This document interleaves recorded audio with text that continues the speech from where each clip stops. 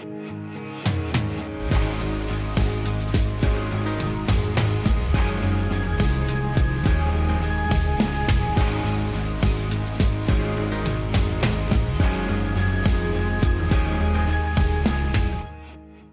everybody. Welcome to another episode of The Curtain and the Cross.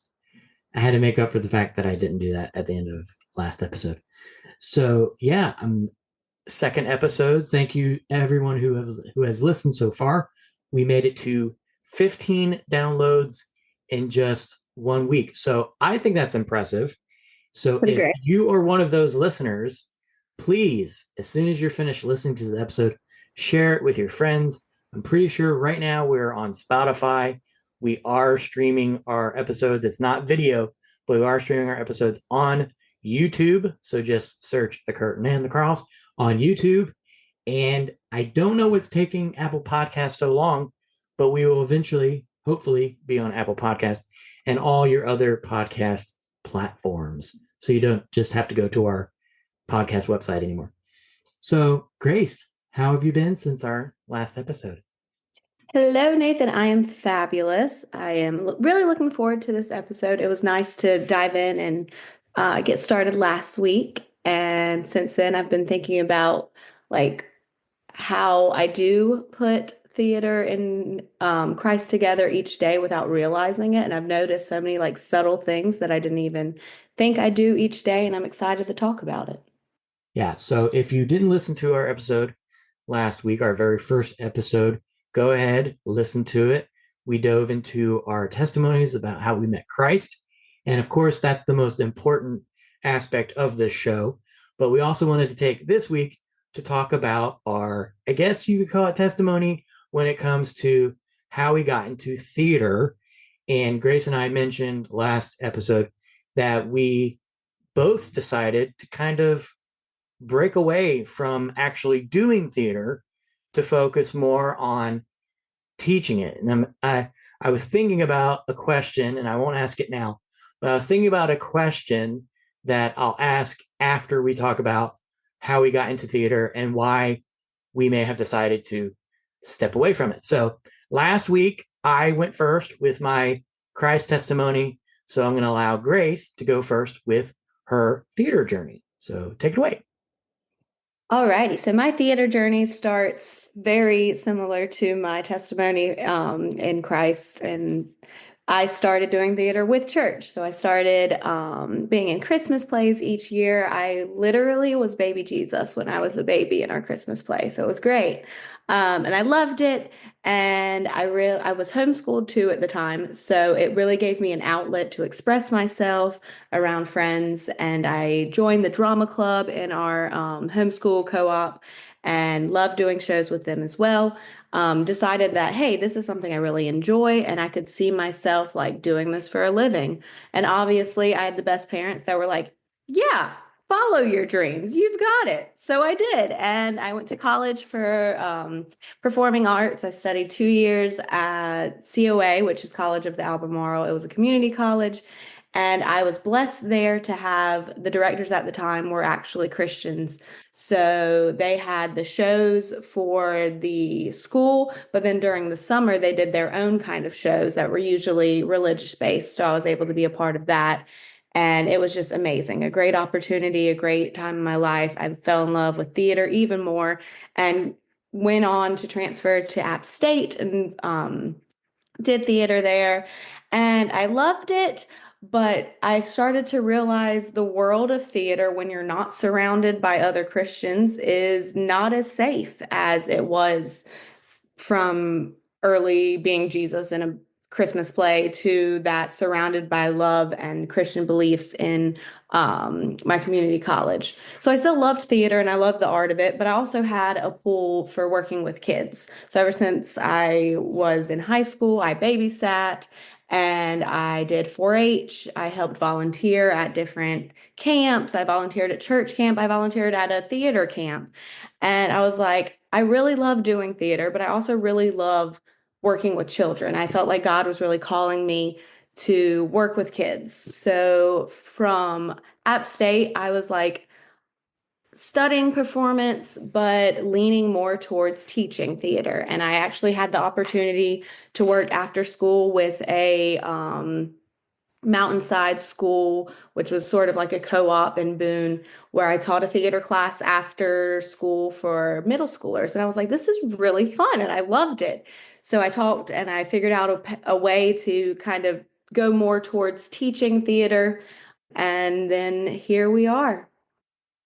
My theater journey is similar. I did plays at church. I was the dead boy in our Easter musical, and people cried. They really believed that I was dead and that Jesus really brought me back to life, which he did spiritually. But in the play, it was like, whoa, so good. And then, of course, I did VBS shows at my church. I didn't really get into theater, and this will make you happy, Grace. I didn't really get into theater all the way until I got into high school because I know you teach high school. And I mean, I did some stuff in elementary school. I remember one musical. I don't think it was like a full out musical, but I remember one very vividly because me and someone else sang "Colors of the Wind" from Pocahontas, and the play was called "The Rainbow People," which back in my day, it wasn't seen as a rainbow is nowadays. I won't go any further than that. So it was just like an innocent. We were different colors of the rainbow, and we came together at the end, and we were colors of the wind, and it was fantastic. And so, but like I said, I didn't get into theater really until I did theater in high school. That was like my thing. And my first musical was Snoopy the Musical, and I was a method actor. And so I shaved my head. My teacher even told me I didn't have to, but I was like, no, I'm an actor. This is what we do. And I just loved it. I fell in love with theater. I went to college, majored in theater, minored in children's ministry. I think I mentioned that last episode. And I mean, one of the biggest reasons I went to the college I went to is because I fell in love with the theater program, and it happened to be a Christian school too. And so, best of both worlds. Then I dove into the theater world, community theater, right when I left college, did shows there, and that's when I like got into like the world side of theater. Because until then, I was like in this Christian bubble, and I did Christian theater, even though we did like Into the Woods and Scar the Pimpernel. So it wasn't like your hokey Christian shows. And then I did the producers. I did Dirty Rotten Scoundrels, the musical, which I loved. And then I moved back home. And I was like, man, I really want to dive back into theater as soon as I moved back home. And I did. And at first, again, theater was one of my first loves, one of my biggest passions. As I mentioned last episode, I felt like I needed to be a children's pastor to work with kids. And so I didn't really try to go towards that when I moved back home. It was more so like theater, theater, theater, theater. And I subbed every now and then in the public school, but I was really into like doing Shakespeare. I did A Christmas Carol. I did Hairspray. I did all these shows and really formed a community with all of the actors, local actors here in Fayetteville and Sanford and places like that. When I had moved back home and I started doing theater, I realized that actors need that affirmation, and they need that. I hesitate to say the word, but I'm going to say it anyway. They need that love from the audience to like thrive and to feel worth. And it's that actor feeling started to slowly creep its way into my life, like outside of theater. And so when I moved back home, I don't want to dive too much into things that happened that gave another reason why I kind of fell away from theater. But I was a very desperate person when I moved back home. I wanted to make friends. I wanted, I think I mentioned last episode that I had been engaged when I was in Florida. So I was really searching for like the one. And so I was in a place where I got myself into some really bad situations and it was strictly because I was just desperate to find friendship, desperate to find relationships. And it got me into some, you know, really bad places. And that right there should have been like a red flag that maybe the theater world isn't really where I'm supposed to be. But I kept doing it anyway. And I found other theater troupes that could be a part of. Long story short, because I could ramble on this forever, it got to a point where I just felt like I didn't belong in the theater world. And it wasn't necessarily anything anyone did recently. It was just remembering all the bad stuff that I had been through when I first moved back, and the world being the world. And it just got to a point where I was just like, I was like in the middle of this local theater troupe, and I feel bad because I don't know who might be listening to this, so somebody from there could be listening. But I was sitting in the middle of this theater troupe, and I was just looking around, and everyone was like smiling and laughing and whatever, and I was just sitting, and I was like, why am I here? Like, what am I doing? And it just got to that point where I was like, this is it for me. This is it. And it was not an easy decision because, again, theater has always been a part of my life, and it still is because I teach it. But the performing side of it was always something that I was like, I need to do this. And that's when it's time to go, because you shouldn't get to a point where you need to do it to feel validation, to feel worth. Because I'm married, I have 2 kids, that right there gives me all the worth I need. So yeah, that's a very long and drawn out explanation of my journey in the theater. And so I guess it kind of gets me to my question I was going to ask, because you and I both teach theater. And it gets me I was thinking about this before we recorded. I was like, why do we teach theater? Because we both kind of got to a place where we personally were like, we don't want to be part of this. And yet we are teaching it to children. And in some cases, like I know I do this, some cases we encourage them to go out and audition for shows. So how do you justify that and balance that with how you personally feel about the world of theater? Yeah, that's a great question. I think theater definitely it can be ugly for a Christian, the life of it, but the overall feelings of theater. So you take away the like finding self-worth and everything in theater, and you focus more on the ensemble of it, is what I focus on, is the family you have there and the sense of belonging, the fact that everyone's important, everyone has a role, everyone makes up this show, this whole thing. That if you look in the Bible, we are the body of Christ. We're all different people that work together, that come together, that belong together.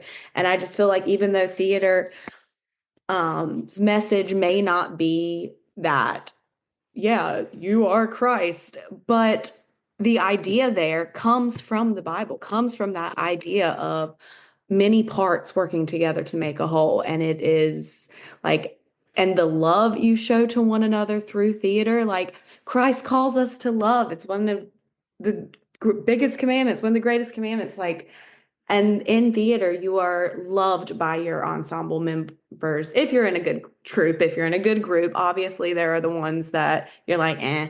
But for the most part, like it's a family and it's the closest thing to Christ if it's done right. And even though in teaching in the school setting, I can't be like, hey, we are doing God's work, obviously, but just through my actions, through loving and my kids loving, I feel like I'm sharing Christ without having to say a word.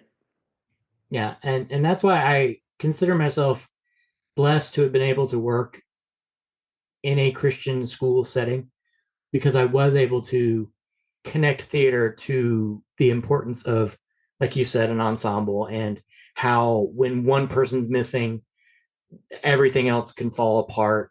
how one part of the body needs the other part of the body needs the other part. And one of my biggest things about why I love teaching theater is, number one, I get to teach kids to not go down the same road that I did, kind of like not to want to find their worth in the theater.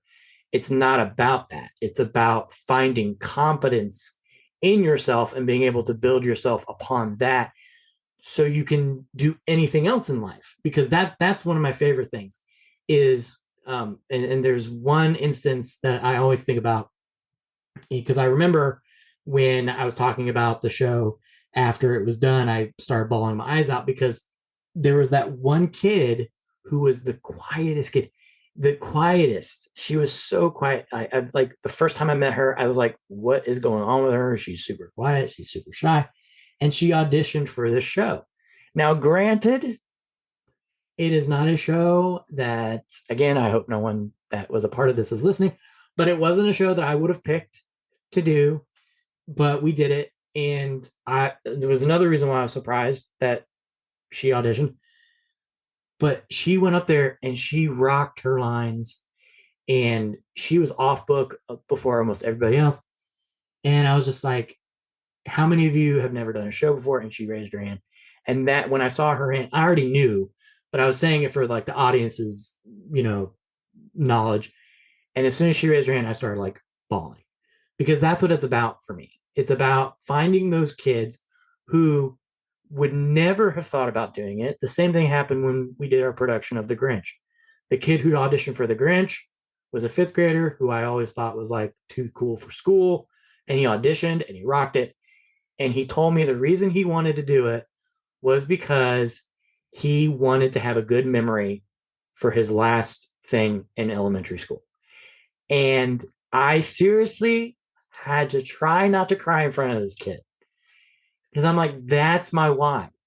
They always say, try to find your why. When you get to a point in your job that you just can't find the joy in anymore, find your why. Well, that was my why right there. So that's what I try to look for when I'm teaching theater, because it is hard. It is hard for me to recommend kids to go out and audition for stuff in the same environments that I myself would not go and audition for. And so do you do that for your kids? Do you recommend them audition outside of school? I do, yeah. And like you said, I am conflicted sometimes, but I just hope that I've set them with enough love, and it just boils down to who they're going to either pursue something or not. And if they're going to, I'm going to give them what they need to do it, and I'm going to love them through it. But yeah, I've never really thought about that in too much depth about sending them out. But now you're going to have me worried about that more. Thank you. Well, and here's the thing. We're coming at it as two Christians talking about this. And I don't want to downplay it, but majority of the kids that we interact with, we don't know what their belief system is. So we see it as possibly sending them out to, whatever, but they see it as their teachers believing in them enough to send them out and to audition, because there are some talented kids at my school. Like we're already an art school. We're a school of the arts. And so we already have that pool of kids that we know that can do it.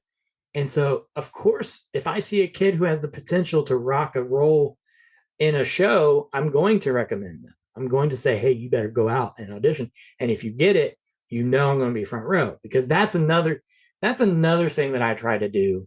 And I'm not trying to toot my own horn. I'm not saying I'm the best theater teacher in the world, but I believe all theater teachers do this. I mean, I've seen other teachers do this too. So it's not just me. I always make it a point, whether they're a present student or a past student, if I know they're going to be in something, it's kind of like what they say, like if you know a kid's softball or baseball schedule, and you make a point to go see their games. If I know a kid is in a show and I have either the monetary means, or I'm really good friends with the parents and they help me find a way to go, I'm going to make sure I can be there, because I want them to see that oh, Mr. Pierce believes in you isn't just something I say, it's something that I actually do. And I think that is a way of shining Christ light and love onto those children without actually saying it. And so, do you make it a point to, like, if you know a kid's going to be in something, like you're like first in line? Oh yeah. I had a girl who graduated and she did some community theater and I made sure to go and see that. And then we had one student who was actually still in high school, but for the community college, they opened it up to the community to audition for the shows as well. And they were doing Little Mermaid and she got the role of Ariel. So I was like, oh my gosh. So we brought the whole drama department, we went and saw her in that. So I definitely try to support my kids, even when they're no longer technically my students, just to know that I am rooting for them. Jumping back real quick to other ways, like we show love and Christ in the theater and like why we do it, just that helps students build character too, just and confidence. I feel like even if we're not pushed, even if it's a student that doesn't want to go on and do theater, like just taking the classes and being a part of theater helps them like in everyday confidence skills. It helps them with public speaking, or it can just help them get out of their comfort zone and try something new that they never thought they would do and may fall in love with. So just that's another reason why I really love to do it. And I love to surround myself in that environment. Yeah, I sometimes say, you know, I don't expect you to leave my classroom in love with theater. If you do, awesome. That's great. Again, I'll go and see you in shows. And if you win awards, you can always thank me. But I also say theater class, especially for elementary students, especially for the little kids, it allows them to use, I don't say this, but it allows them to use their God given creativity. And because a lot of these kids, especially as they get older, they feel like they don't have creativity. They feel like they don't have any imagination left in them. I'm like, but you do. And I say, I'm not mad at you. I get frustrated because I know that you are creative, whether you believe it or not, and whether it's in theater or not. I mean, you can be creative in music, you can be creative in art, but while you're in my class, you can utilize that creativity. If it's like, hey, I don't feel like acting, okay, well, draw what you think the set would look like, or come up with the theme music or the background music or something. I don't do that, but now that I'm talking about it, I may do that in the future. But it's like things like that. Like, God created us to be creative because he is creative. And so theater to me is the gateway to that. And it's just amazing. And we're doing a show that I don't know if I can name because copyright laws. But we're doing a show and there's kids in this cast that I'm like, what? The super shy kids. I'm like, what? What? How the what? Heck? So I'm super excited to see them perform, because again, that's what gets me the most excited about theater, is taking those kids that either you never would think would do this, or they have the potential but they've never been able to push themselves to do it, and now for some reason they are, and just encourage them as much as I can. And that's what I think is the most important thing about what I do. Would you concur? 100%. 100. I do not work at a school of the arts. I work at just a regular old public school. So a lot of times Lame. it's amazing, actually. I love it. Thank you. But because of that, I get students who don't know anything about theater and they don't know anything coming into the classes. They just get thrown in because they need an elective. My first 2 years my class was literally a dumping ground. It was difficult, but I built up the program and it's great. But that's another way, like just to show love and Christ through theater to these kids and opening their eyes to something other than ways to express themselves and be creative. And it's just like you said, it's just a great way to. What was your quote you said? I wrote it down because it was amazing. God created us to create because he is the creator. And that is just perfect. Well, thank you. I mean, again, that's not something I made up. Like, don't quote Oh, I me. was totally giving you full credit. You could have had I me full. appreciate it.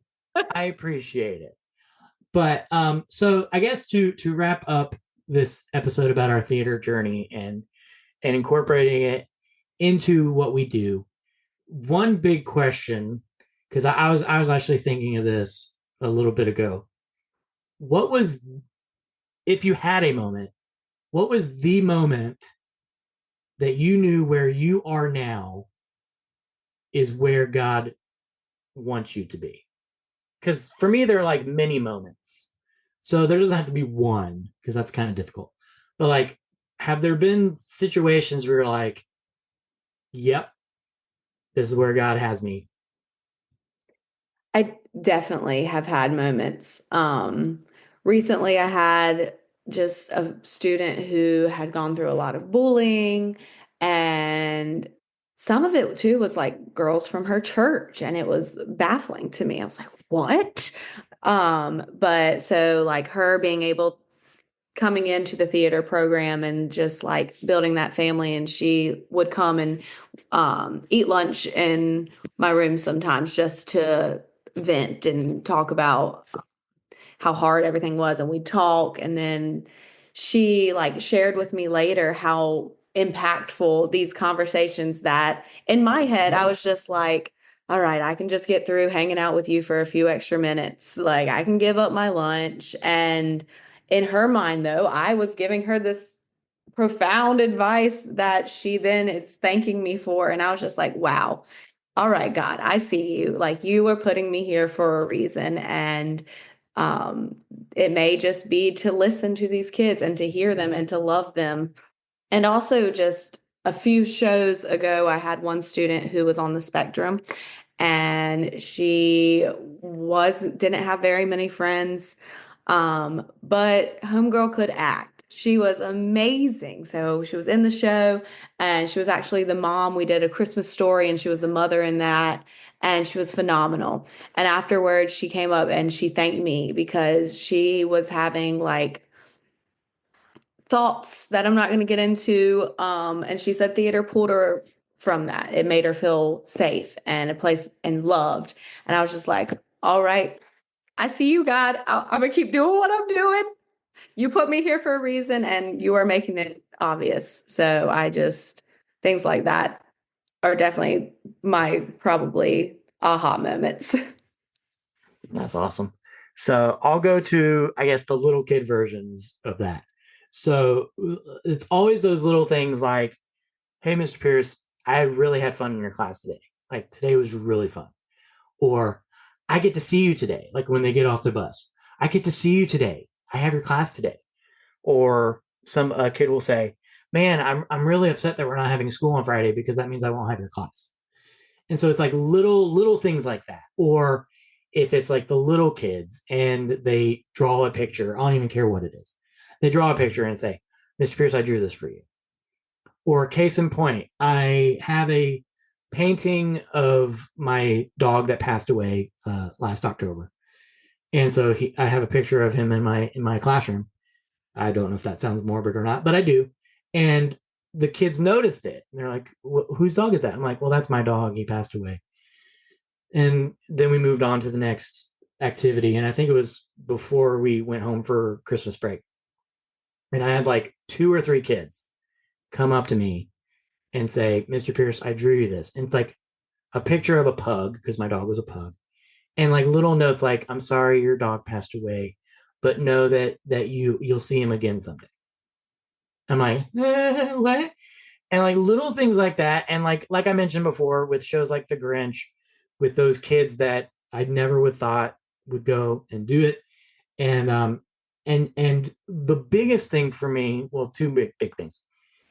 The biggest thing for me is I came to the school that I'm at the middle of the school year. Was super stressed, didn't know what it was going to be like. And I found out that there were like multiple kids from the previous private Christian school that I had taught at this school. And so just to know that those kids were there and to know that those parents that I knew were there, that helped me a lot and kind of cemented that God had me where he wanted me. But then there was one big moment where I was questioning if I should go back to where I had just came from.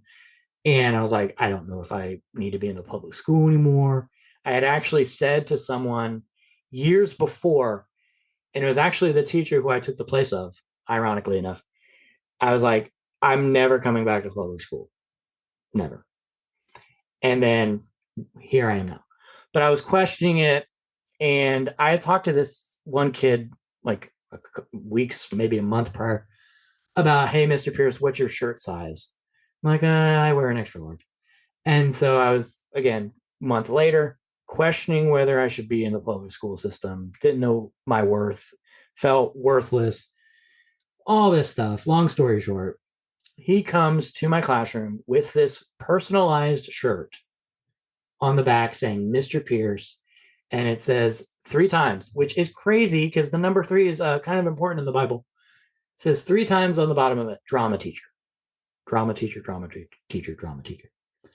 And no, I did not cry, but that right there was like a big old confirmation of that God has me where he wants me to make the biggest impact on these kids.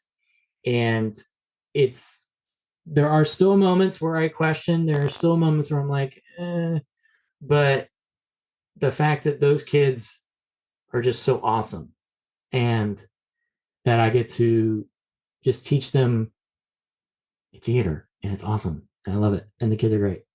So yeah, God just always finds ways to, they call it little God winks and confirmation, whatever you want to call it.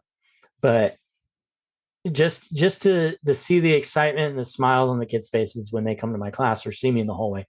And again, it's not about me, but I believe that that's God's way of saying, yeah, you're supposed to be here because these kids like you. And, so anyway, that's our second episode. I think it was a good one. What do you think? Definitely. You can send us some fan mail. What is fan mail? It's kind of like a text message. You send us a message, it goes straight to our podcast website, and you can ask us questions, give us some topics you want to talk about.